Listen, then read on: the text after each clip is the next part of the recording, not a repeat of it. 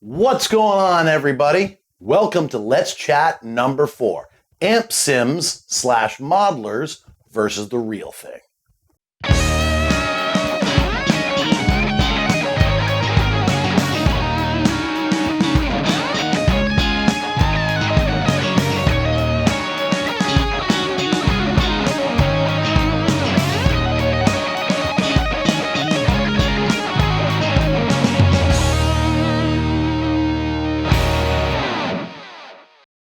Welcome to Let's Chat, everybody, a regularly reoccurring segment where we talk about anything and everything music related. Nothing in particular, just has to be music related.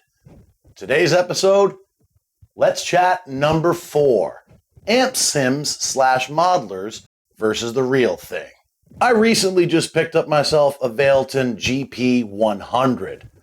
Actually, so far, I am really liking it. Now, not everything in it is fantastic. Not every sound, every tone is usable, but in a unit like one of these, there's a lot of different amps, a lot of different cabs, a lot of different effects, a ton of different tones. But when you consider the numbers of sounds and the cost of a little unit like this, pretty worth it. So amp sims and modelers, both really kind of the same thing. An amp sim, of course, is something you'd use just in your DAW and your recording software. Pretty much a modeler is exactly the same thing, except for you're using the amp sims and a bunch of other effects. You have a piece of hardware that you can actually bring to a gig.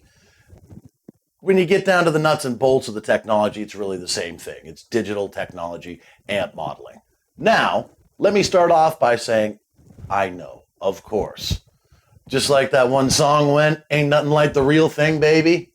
That's absolutely true.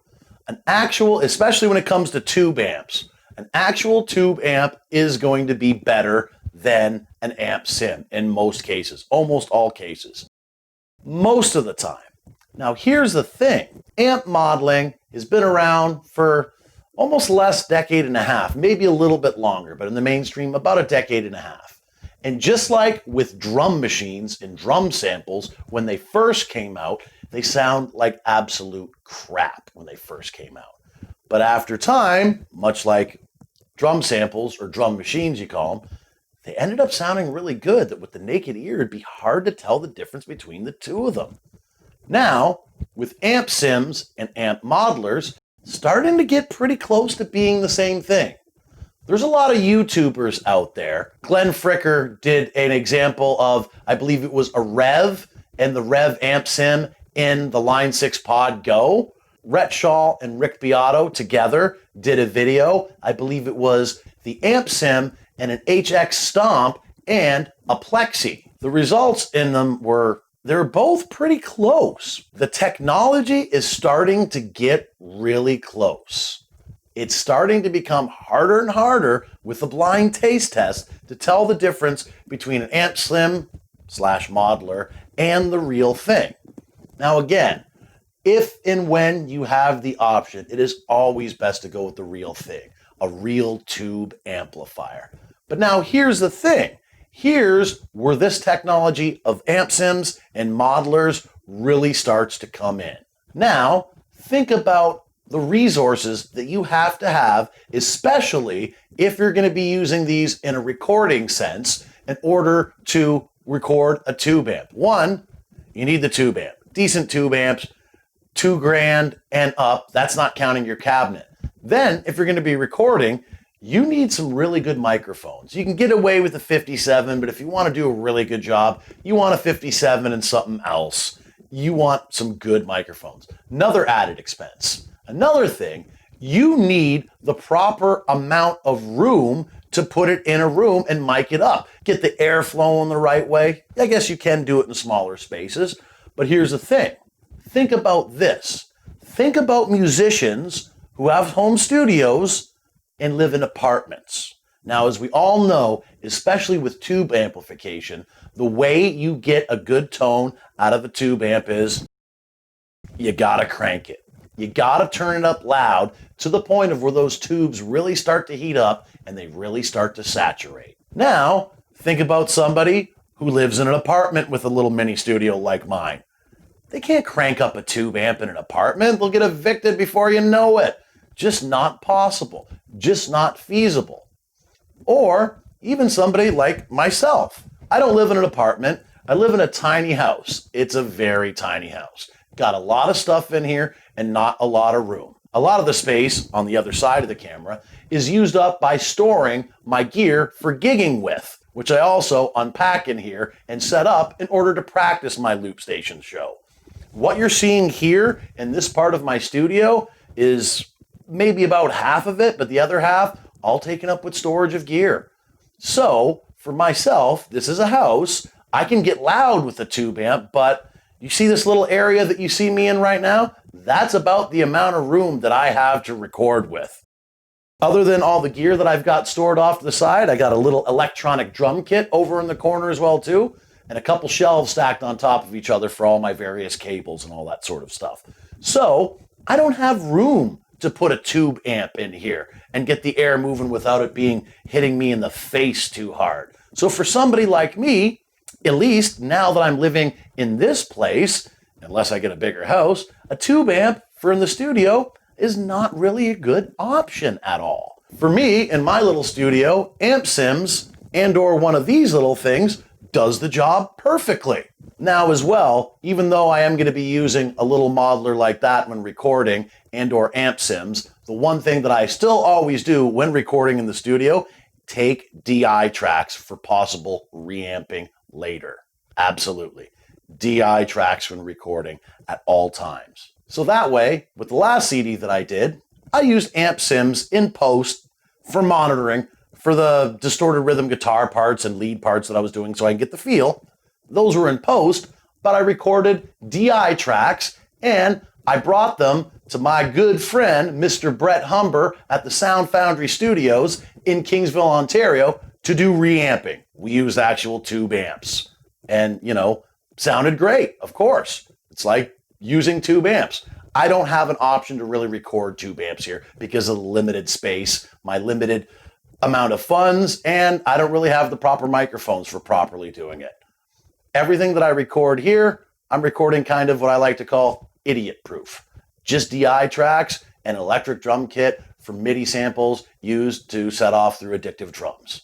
Now, on the live front, once again, just like with the recording front, it all depends on what your application is as well. What are you going to be using them for? So, live, when it comes to somebody like me, well, for the most part right now, I'm just doing solo gigs where I plug in through the mixer. It's acoustic type gigs, but I'm doing it with my Loop Station. But if and when I were to play out with a band, for a person like me playing local clubs, bars, and restaurants around my area, they're mainly a lot of smaller pubs, restaurants, and nightclubs. The reality of using something like this through the PA with no amplification alone, if I'm playing bass or guitar, isn't really that feasible because for the most parts, the kind of bars and clubs that you play at, you're using a small PA of your own, couple 15s with horns on stands, and you're using your guitar and bass amplifiers for the most part to get the guitar and bass sounds to fill the room, and just a little bit of kick drum and mainly vocals going through the PA. So the idea of using something like this at your gig as opposed to a rig, for the kind of places that I play, there's just not enough PA to do it. The PA is mainly for vocals, like I said, a little bit of kick drum and whatnot going through there, tiniest bit of bass guitar, and maybe the slightest hair of guitar going through the front of the PA.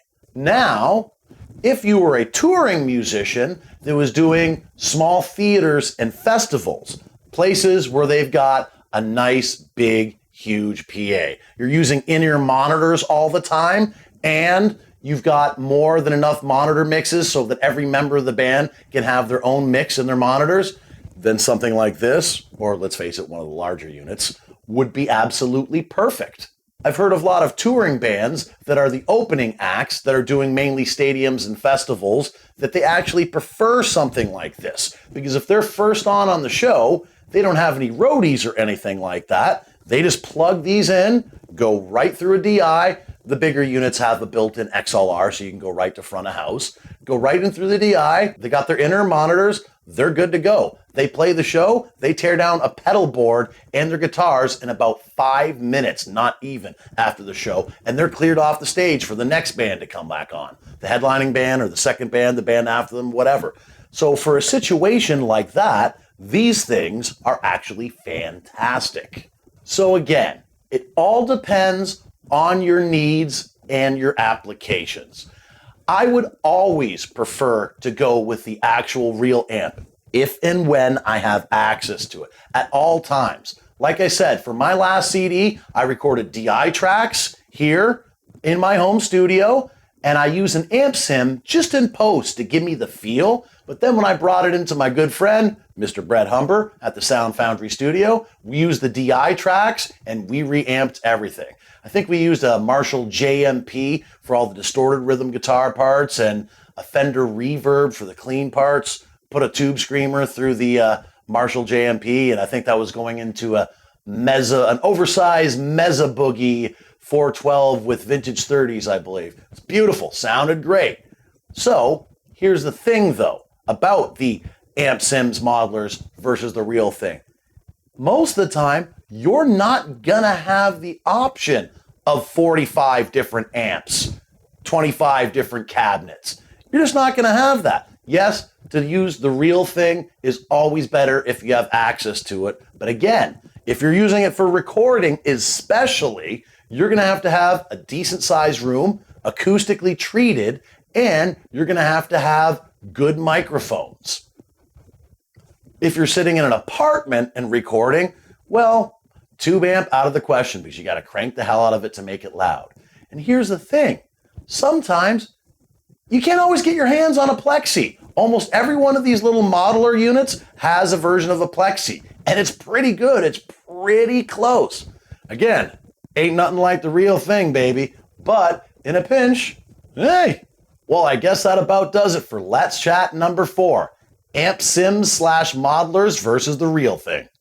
Again, leave a comment below on anything else that you'd like to hear us talk about during Let's Chat. Thanks for checking out this video. Do what makes you happy.